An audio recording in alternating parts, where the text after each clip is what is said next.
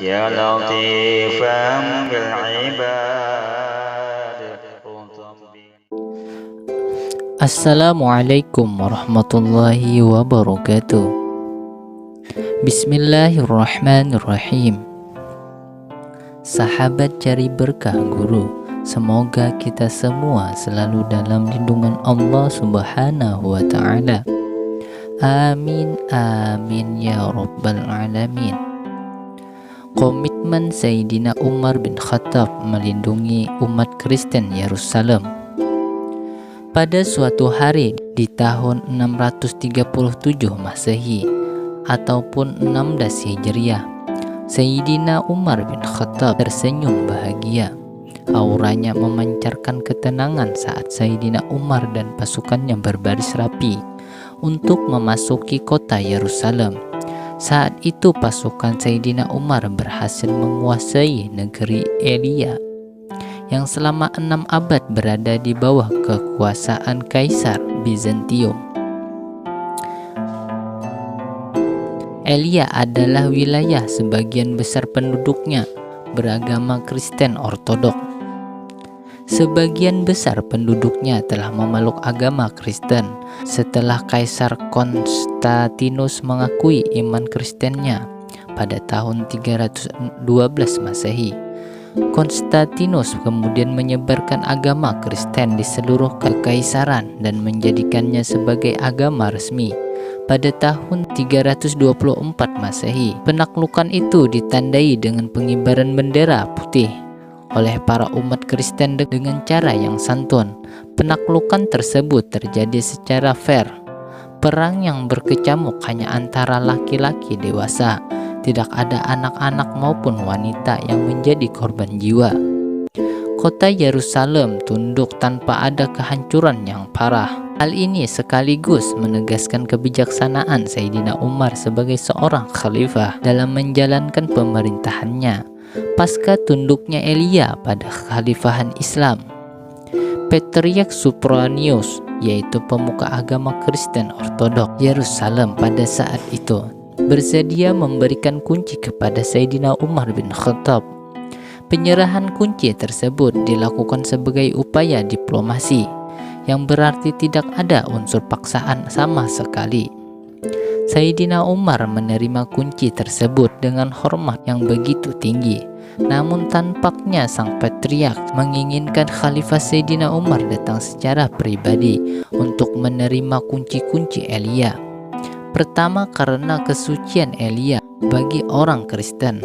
Sang patriark memilih penyerahan dilakukan di hadapan kepala negara muslim daripada komandan lokal.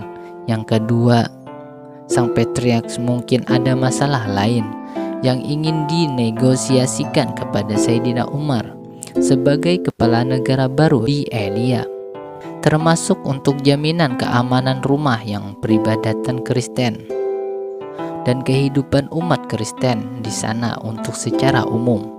Meskipun demikian, Khalifah Sayyidina Umar nampaknya akan menawarkan perjanjian damai. Fakta perdamaian ini terwujud dalam sebuah deklarasi bernama Al-Uhdah Al-Umuriyah atau jaminan keamanan Khalifah atas warga Elia.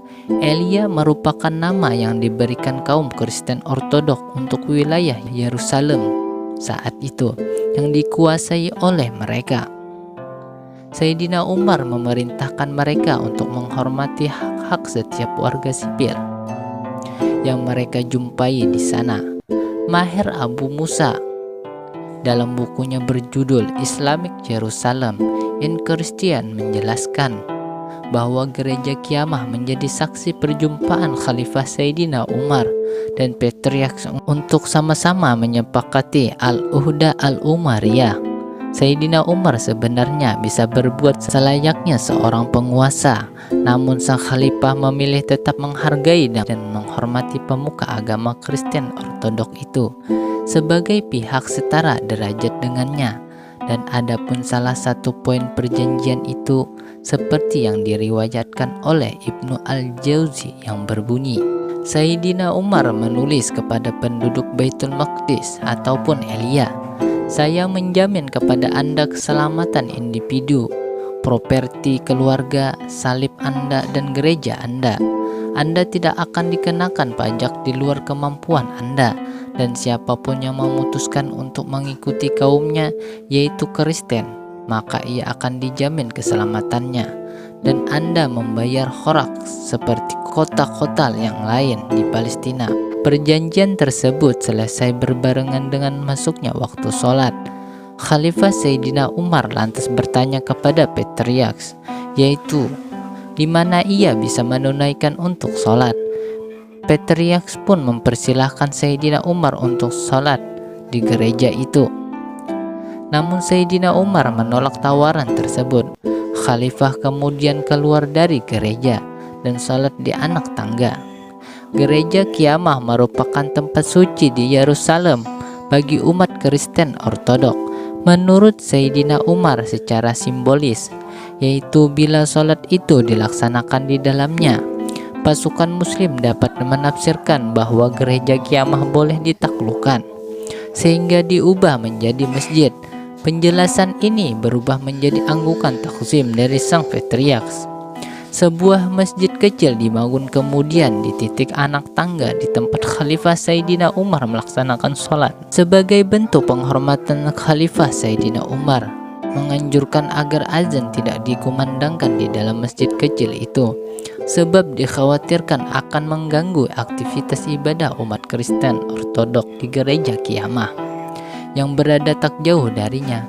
Satu lagi yang perlu dicatat bahwa Sayyidina Umar tidak menandatangani perjanjian antara dua pihak, tetapi memberi orang-orang Elia jaminan keamanan. Hal ini penting karena memberi jaminan dan meminta kesepakatan merupakan dua hal yang amat sangat berbeda. Dalam keadaan normal, perjanjian damai muncul sebagai negosiasi antara dua orang pihak. Dalam hal ini hanya satu pihak, yaitu kaum muslim, yang menandatangani jaminan Sayyidina Umar.